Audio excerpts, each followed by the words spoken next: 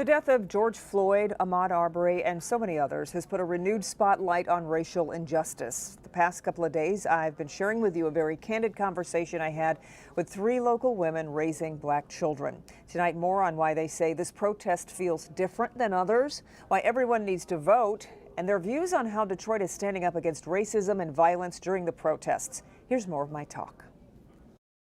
I remember Rodney King 30 years ago. I was only a few years older than my 10-year-old daughter.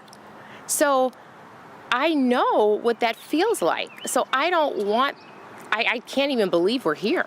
So I hope that 30 years from now, when he has a family, when my daughter has a family, they're not having to have these very heart-wrenching conversations that are really just, I'm sure we can all agree, are just overwhelming for us. But the conversations are imperative for everyone to have in order for our country to move forward, and so is heading to the polls. It's also important to vote at the local level because the politicians start out at the local level, and a lot of the laws that affect governing in our jurisdiction, in our communities, are made at the local level.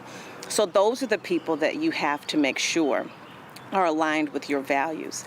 And, somebody knocks on your door and they're running for school board, ask them how they feel about a woman's right to choose.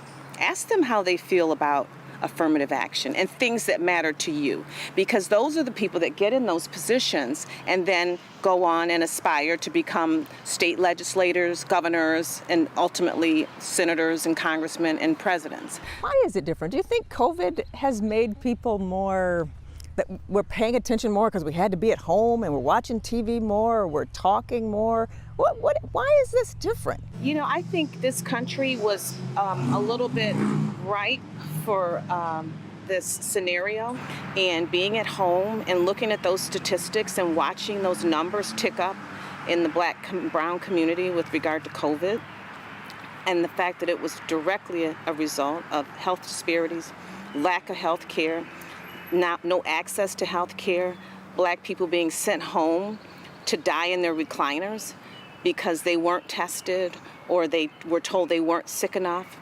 And so I think that combined with these recent murders of a black woman and men,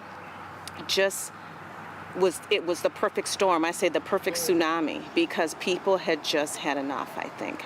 And it was glaring. And there was no way that you could not pay attention to it. And I think people of all races have had an opportunity to kind of step back and say, wow, even if you didn't think there was a problem before, I think you can honestly step back and say there's a problem.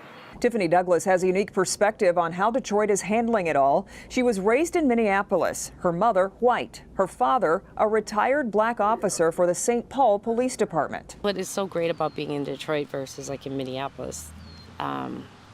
So when we turn on the TV here, we get to see you. My daughter gets to see you and Miss Rhonda, right? Yeah.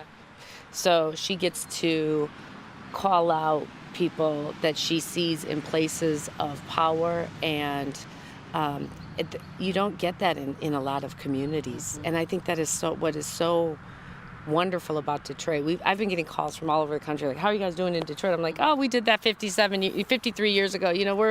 We don't burn down our city. We're been there, done that. We are going to march, and we're going to vote, and we are going to activate and coordinate and strategize.